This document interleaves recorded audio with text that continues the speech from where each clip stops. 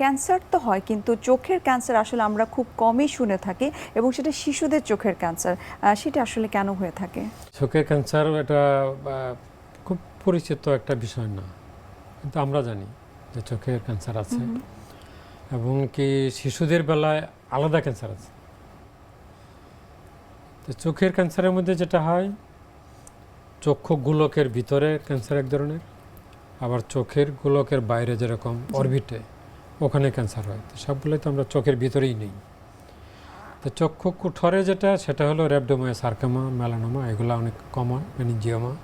কিন্তু চোখের ভিতরে যে রেটিনা যেটা আছে, স্নায়ুর পর্দা যেটা, যে রেটিনার মাধ্যমে তো আমরা দেখি, লাইট যে পড়ে সেটা রেটিনাই তো এটাকে রিসিভ করে, তারপর আমরা দেখি। তো ওই যে স্নায়ুর যে স্তর, ওই স্তরে একটা টিউমার আছে, সেটা বলে রেটিনোব্লাস্টোমা।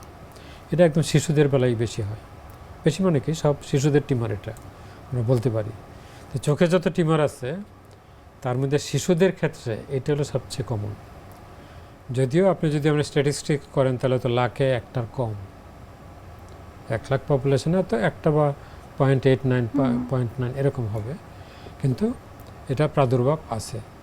যে কোনো চিকিৎসককে জিজ্ঞেস করেন, তার প্র্যাকটিসে সে এটা পাচ্ছে, তার মানে আনকমন না, আমাদের দেশে প্রচুর আছে। বাংলাদেশে এটার প্রাদুর্ভাবটা কেমন, বা আমরা যদি সিনারিওটা বলি? যে লাখে একটার কম। আচ্ছা। লাইভ বার্থ যদি আমি হিসাব করি, যে একটা বাচ্চা জন্ম নিল, এরকম 1 লাখের মধ্যে একটা পাবো। তো এখন যেটা হয় যে আসলে এটা এত পরিচিত না কেন? পরিচিত না এই জন্যেই, কারণ চোখের ভিতরে টিউমারটা তো আর বাইরে থেকে দেখা যাচ্ছে না। রেটিনাতে যখন টিউমারটা আসে, সে জন্মের সময়ই টিউমারটা হয়। তাহলে আমরা বুঝি কেমনে? ভিতরে তো আর দেখতেছি না, শিশু তো বলতেও পারে না, তখন তো দেখে কি দেখে না এটা তো অনেক মা বুঝতে পারে না। তো সেই জন্যে এটা যেটা হয় যে একটু সময় নেয়, 1 বছর 1.5 বছর পরে যখন মা বুঝতে পারে যে চোখে চোখে তো হচ্ছে না, বা একটা চোখ বাঁকা হয়ে যাচ্ছে, তো এই অন্য উপসর্গ যখন দেখে, অথবা দেখা যায় অনেকটা ওই যে বিড়ালের চোখ যেরকম ঝলমল করে, এরকম ঝলমল করে চোখে, তো এইগুলো মায়ের কাছে তো তখন মনে হয় যে না, এটা তো স্বাভাবিক না। তখন এই চিকিৎসার জন্য দেখাইতে যায়, তখন এটা ধরা পড়ে। যে সমস্ত শিশুরা জন্মগতভাবে টিউমার নিয়ে জন্মাচ্ছে, এই টিউমার হওয়ার পেছনে আসলে কোনো কারণ রয়েছে কিনা, বা গর্ভবতী মা যিনি ছিলেন তার কোনো রোগের কারণে কি সেই শিশুটির, গর্ভস্থ শিশুটির এই জন্মগত টিউমার হচ্ছে কিনা চোখে? এটা হয় কি, রেটিনোব্লাস্টোমা, ওই যে ব্লাস্ট যেটা বলতেছি, এটা হলো ভ্রূণের ভিতরে যখন সেলটা থাকে, তখন এটা ইম্যাচুর সেল, স্নায়ুর সেল, এই স্নায়ু, কিন্তু এই নিউরনটা তখনও ম্যাচুর হয়নি। আচ্ছা। তো এই ভ্রূণে যখন থাকে, তখনই এটার মধ্যে একটা জিনে মিউটেশন বলি আমরা, এটা ত্রুটিপূর্ণ একটা হয়ে গেল, একটা জিন ত্রুটিপূর্ণ হয়ে গেল। তো জার্ম লাইনে যখন এই ত্রুটিটা হয়, তখন এটা কিন্তু বডির সমস্ত যে ইয়েতে সেল আছে, এগুলোর মধ্যে এই ত্রুটিটা ছড়িয়ে থাকে। এই ত্রুটিটা কিন্তু অন্য কোনো রেডিয়েশনে হতে পারে, অন্য বাহ্যিক যে সমস্ত কারণে ক্যান্সার হয় সেগুলোর জন্য এটা হতে পারে। তাহলে একটা হলো এনভায়রনমেন্টাল, পরিবেশগত অন্য কোনো একটা কারণে, আরেকটা হলো তার জন্মগতভাবেই ব্রণ এটা ক্যারি করছে, ইনহেরিট করছে, বা সে যখন ওই ব্রণ হয় তখনই এটা ইমপ্ল্যান্ট হয়ে আছে এই ত্রুটিটা।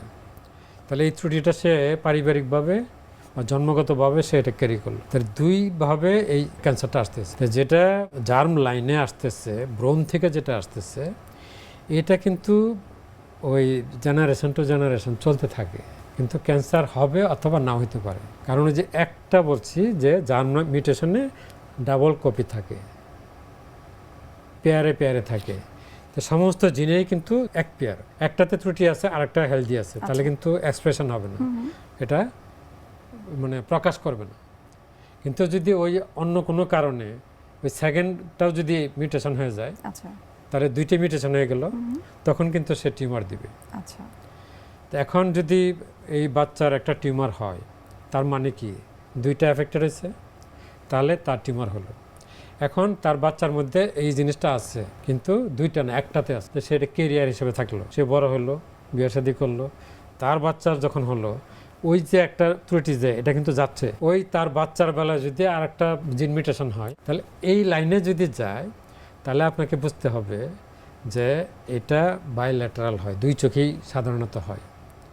আর এটা যদি পান তাহলে খুব আর্লি এটা এক্সপ্রেশন দেয়, 1 বছরের মধ্যেই সে কিন্তু ফিচার দেওয়া শুরু করবে। তাহলে খুব আর্লি দিবে অথবা 2 চোখে দিচ্ছে, এটা আপনার বুঝতে হবে যেটা পারিবারিক লাইনে যাচ্ছে।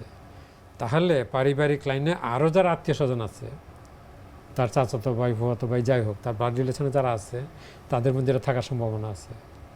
তাহলে আপনাকে এই সবার চোখেই পরীক্ষা করে আপনাকে এটাকে নিশ্চিন্ত হইতে হবে যে এখানে এই টিউমারের রিস্কটা আছে। আচ্ছা, এরপরে যদি আমরা পরীক্ষা নিরীক্ষা করি শিশুর পরীক্ষা মানে কি, তার অজ্ঞান করে ভিতরে ছবি নিয়ে দেখতে হয়, অপথলনোস্কোপি করে দেখতে হয়। আর যদি দেখি যে টিউমার আছে তখন এটাকে কনফার্ম করার জন্য তখন অন্য আমরা যেগুলো হয় এমআরআই হয়, সিটি স্ক্যান করতে পারি, এগুলো করে তখন আমরা একটা ডায়াগনোসিস করি এই শিশুর রেটিনোব্লাস্টোমা আছে। তো শুরুটা হবে মায় যখন দেখে যে তার দেখার সমস্যা হচ্ছে, চোখ জলমল করতেছে অথবা আই কন্ট্যাক্ট করে না, মানে দেখার ঘাটতি আছে, এইভাবে ইনডাইরেক্টলি তার মনে হবে যে চোখের সমস্যা। আর যারা টের পায় না, এরা এই আস্তে আস্তে এই টিউমারটা বাড়তে বাড়তে বড় একটা টিউমারের মতো চোখ নষ্ট হয়ে শুধু টিউমারটাই বাড়িয়ে চলে আসে। এই স্টেজে গেলে তখন তো আর দৃষ্টি বা চোখের কোনো বিষয় নাই, তখন হলো যান বাঁচানো। কারণ এই টিউমারটা যখন হয়, এটা স্নায়ু বলছে, তো স্নায়ু চোখের সাথে ব্রেইনের কিন্তু একটা স্নায়ুর কানেকশন আছে, আচ্ছা, অপটিক নার্ভ। তাহলে এই চোখের এই টিউমারটা প্রথমে যায় ব্রেইনে, তার আগে যদি আমরা আটকাইতে না পারি তাহলে কিন্তু এই বাচ্চার জীবন নাশের সংখ্যা সমূহ। আচ্ছা, এটা হলো আমাদের জন্য সবচেয়ে একটা কষ্টের বিষয়, যে যদি রেটিনোব্লাস্টোমা শুরুতেই শনাক্ত না হয়, দৃষ্টি যাবে, আরও দেরি করলে চোখ যাবে, আরও দেরি করলে তাহলে প্রাণনাশের সম্ভাবনা।